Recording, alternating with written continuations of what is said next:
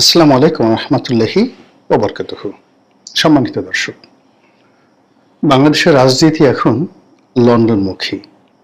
আমরা যারা বাংলাদেশে আছি তারা প্রায় সবাই লন্ডন থেকে কি সিদ্ধান্ত আসে সেই বিষয়ের উপর অধীর আগ্রহে নজর রাখছি। কারণটা হলো বাংলাদেশের এই মুহূর্তে ক্ষমতার যে প্রতিভূ এবং বলা হয়ে থাকে যে নির্বাচন হলে যারা ক্ষমতায় আসবেন তাদের প্রধান নেতা এখন লন্ডনে আছেন। আবার অন্যদিকে এখন এই মুহূর্তে রাষ্ট্র পরিচালনায় নিযুক্ত ডক্টর মোহাম্মদ ইউনূস তিনিও লন্ডন গিয়েছেন। তার এই লন্ডন গমন নিয়ে পক্ষে বিপক্ষে নানা রকম কথাবার্তা রয়েছে। প্রথম দিকে যেটা বলা হলো যে তিনি ইংল্যান্ডে গেছেন, মূলত ইংল্যান্ডের যে রাজা তার একটি পুরস্কার রয়েছে, বিভিন্ন সেক্টরে তিনি গুণী ব্যক্তিদের পুরস্কার দেন এবং তিনি সেই পুরস্কার ডক্টর মোহাম্মদ ইউনূসকেও এবছর দেবেন। তো আমরা যারা সাধারণ মানুষ তারা সরকারের সেই কথা বিশ্বাস করলাম। তারপর দেখা গেল যে আওয়ামী লীগপন্থী যারা লোকজন, বিশেষ করে জনাব সজীব ওয়াজেদ জয়, তিনি ইন ডিটেলস একটা ফেসবুক স্ট্যাটাস দিলেন যে রাজা চার্লস যে পুরস্কার দিচ্ছেন সেই পুরস্কারের যে তালিকা, অর্থাৎ কারা কারা পাচ্ছেন সেই তালিকার মধ্যে ডক্টর মোহাম্মদ ইউনূসের নাম নেই। এবং এরপরে বাংলাদেশে যারা বিভিন্ন লোকজন রয়েছেন, ইউটিউবার রয়েছেন, যারা সামাজিক মাধ্যমে বিভিন্নভাবে কন্ট্রিবিউট করে আসছেন, তারা কন্টেন্ট তৈরি করে বলা শুরু করলেন যে আসলে ডক্টর মোহাম্মদ ইউনূস যে ইংল্যান্ডে যাচ্ছেন সেখানে যে সকল মানুষের নাম পুরস্কারের তালিকায় ঘোষিত হয়েছে বা যে সকল প্রতিষ্ঠানের নাম ঘোষিত হয়েছে আমাদের জানা মতে প্রথমত সেখানে ডক্টর মোহাম্মদ ইউনূসের নাম নেই। অন্যদিকে যে সকল প্রতিষ্ঠানকে পুরস্কার দেওয়া হচ্ছে সে সকল প্রতিষ্ঠানের সঙ্গে ডক্টর মোহাম্মদ ইউনূসের সম্পর্ক রয়েছে কি নেই ওটা নিয়ে বাংলাদেশের কোনো লোক বলতে পারছেন না এবং তারপর তিনি ইংল্যান্ডে গিয়েছেন। এর মধ্যে দুটো গুরুত্বপূর্ণ ঘটনা ঘটে গেছে।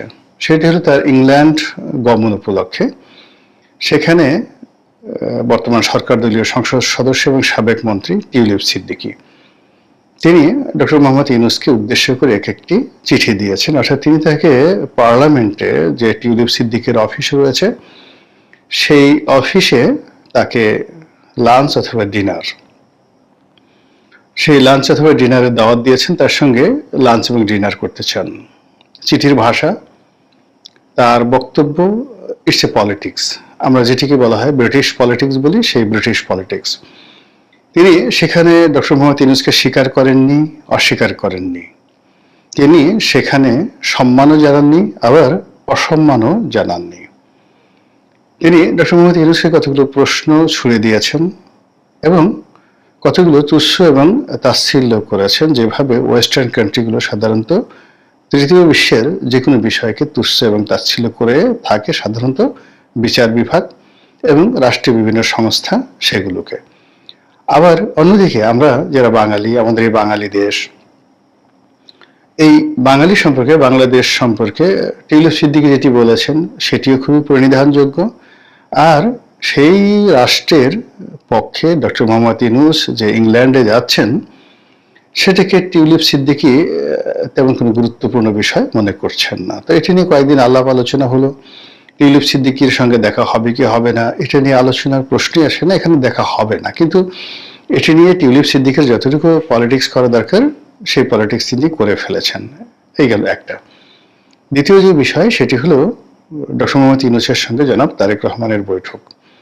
তো প্রথম দিকে এই বৈঠকটি নিয়ে কোনো রাজ শব্দ হয়নি এবং এই বৈঠকটি আসলে বিএনপির পক্ষ থেকে করা হচ্ছে, অর্থাৎ বিএনপি আগ্রহ দেখিয়ে তারেক রহমান সাহেবের সঙ্গে ডক্টর মোহাম্মদ ইউনূসের যে বৈঠক সেটি আয়োজন করতে চাচ্ছে, নাকি ডক্টর মোহাম্মদ ইউনূস তারেক রহমান সাহেবের সঙ্গে বৈঠকে বসতে চাচ্ছেন।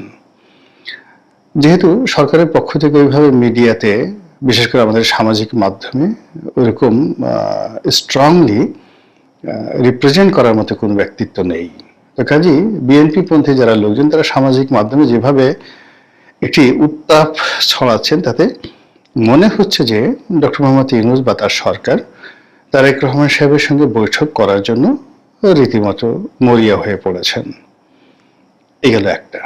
দ্বিতীয় যে বিষয়টি হলো যে তারেক রহমান সাহেব কি ডক্টর মোহাম্মদ ইউনূস সাহেবের সঙ্গে বসবেন, এটি বিএনপির লোকজনের প্রধান প্রশ্ন।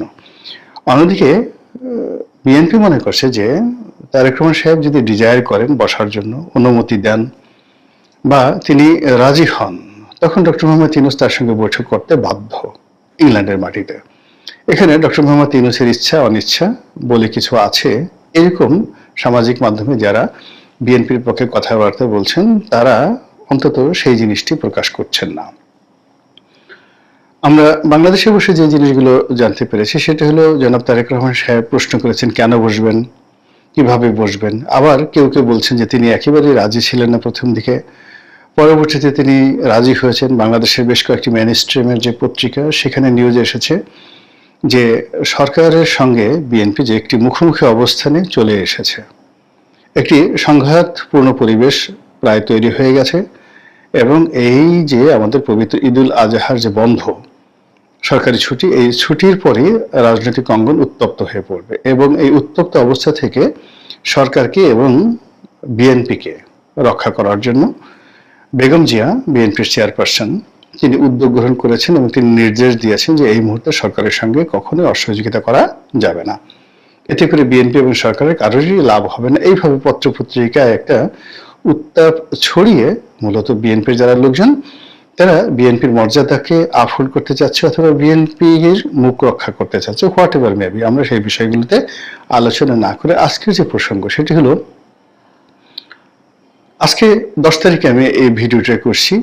বাংলাদেশের পত্রপত্রিকা বা সামাজিক মাধ্যমে যে খবর ছড়িয়েছে তা হলো এই মাসের 13 তারিখে অর্থাৎ জুন মাসের 13 তারিখে ডক্টর মোহাম্মদ ইউনূস এবং জনাব তারেক রহমান সাহেবের মধ্যে একটা সম্ভাব্য বৈঠক হতে পারে।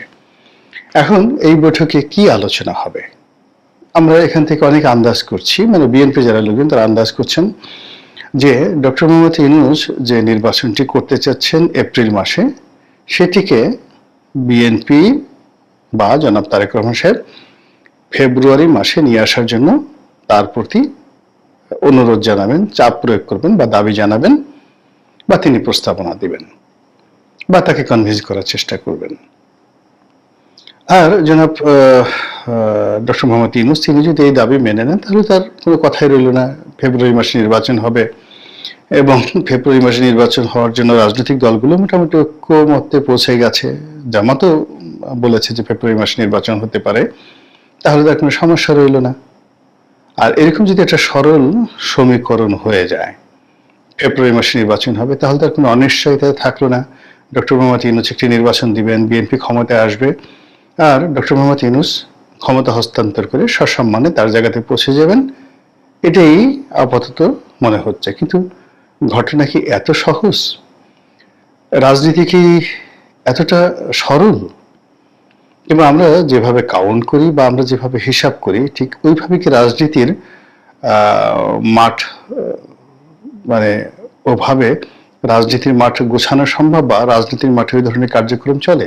মোটেও নয়। বাস্তব ব্যাপার হলো এটা ভীষণ রকম একটা জটিল প্রক্রিয়া রাজনীতির অঙ্গন। এখানে প্রতিটি মিনিটে মিনিটে সিদ্ধান্ত পরিবর্তন হয়ে যায়, পরিবেশ পরিস্থিতি পরিবর্তন হয়ে যায় এবং 24 ঘন্টার ব্যবধানে রাজা ফকির হয়ে যায় আর ফকির রাজা হয়ে যায়।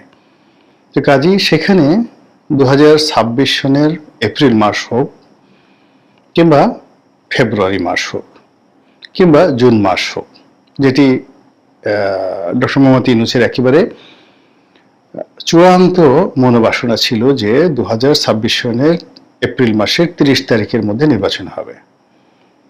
আমার ব্যক্তিগত অভিমত ছিল যে এটি যদি বিএনপি মেনেও নেয় তবুও 2026 সনের জুন মাসে নির্বাচন হবে না। আবার এই যে ডক্টর মোহাম্মদ ইউনূস বলেছেন যে এপ্রিল মাসে নির্বাচন হবে প্রথমার্ধে, মানে 15 তারিখের মধ্যে, এটাও আমার কাছে মনে হচ্ছে যে সরকার একটি কৌশল, অর্থাৎ এই নির্দিষ্ট সময় পর্যন্ত বিএনপিকে স্টপ রাখা, পরবর্তীতে যা হবে তা হবে। আবার বিএনপির পক্ষ থেকে যা কিছু করা হচ্ছে, কাউন্টার প্রস্তাব দেওয়া হচ্ছে বা ডক্টর মোহাম্মদ ইউনূসের সঙ্গে একটা সমঝোতার চেষ্টা করা হচ্ছে, এটিও শেষ পর্যন্ত হবে না। এবং এখানেও মোটামুটি কূটনীতি, ভাওতাবাজি বা ধরুন মনে একরকম বাইরে একরকম এরকম একটা পরিবেশ পরিস্থিতি তৈরি হবে বলে আমি মনে করছি। তো এরকম যখন একটা মতদ্বৈততা, বিভেদ, বিসংবাদ, ঠিক সেই সময়টাতে জনাব তারেক রহমান এবং ডক্টর মোহাম্মদ ইউনূসের যে বৈঠকটি, এই বৈঠকটি নানা কারণে আমার দৃষ্টিতে বুমেরাং হবে। বুমেরাং হবে হলো দুইজনের মধ্যে সব দিক থেকে একেবারে বিপরীত মেরুর কতগুলো ক্যারেক্টারিস্টিক্স রয়েছে এবং তাদের এই শীর্ষ বৈঠকে মধ্যস্থতা করার মতো কোনো লোক নেই। তারেক রহমান সাহেবের পক্ষেও নেই, যিনি কিনা ডক্টর মোহাম্মদ ইউনূসের প্রতি প্রভাব বিস্তার করতে পারেন। ডক্টর মোহাম্মদ ইউনূসের সঙ্গেও কেউ নেই, যিনি কিনা তারেক রহমান সাহেবের প্রতি প্রভাব বিস্তার করতে পারেন। ফলে এই দুজন মানুষ যখন বৈঠকে বসবেন, তারা তাদের চিন্তা, চেতনা, শিক্ষা, দীক্ষা এটির একটা এক্সট্রিম পর্যায়ে তারা থাকবেন। ফলে এখানে কোনো ভালো কিছু হবে না, বরং মন্দ কিছু হবে। এই কারণে হবে যে দুজনের যে চরিত্র, দুজনের শিক্ষা, দুজনের দীক্ষা, দুজনের ক্ষমতা, এর যে বলয়, এটা একেবারে সম্পূর্ণ বিপরীতমুখী। যেমন ধরুন, তারেক রহমান সাহেবের ক্ষমতার উৎসটা কি? সেই ক্ষমতার উৎসটাকে ডক্টর মোহাম্মদ ইউনূস এখনো পর্যন্ত বুঝতে পারেননি, আন্দাজ করতে পারেননি, ওজন করতে পারেননি।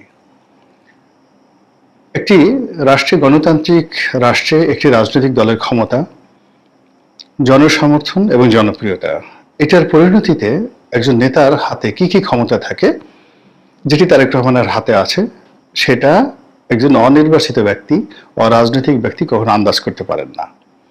এগুলো এক।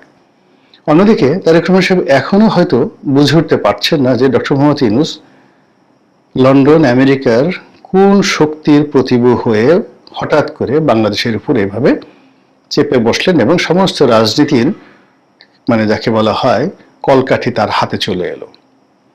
এই এখন পর্যন্ত বুঝতে পারছে না যে এই গত 10 মাস ধরে এত প্রতিকূল অবস্থার মধ্যে কি করে ডক্টর মোহাম্মদ ইউনূস টিকে আছেন।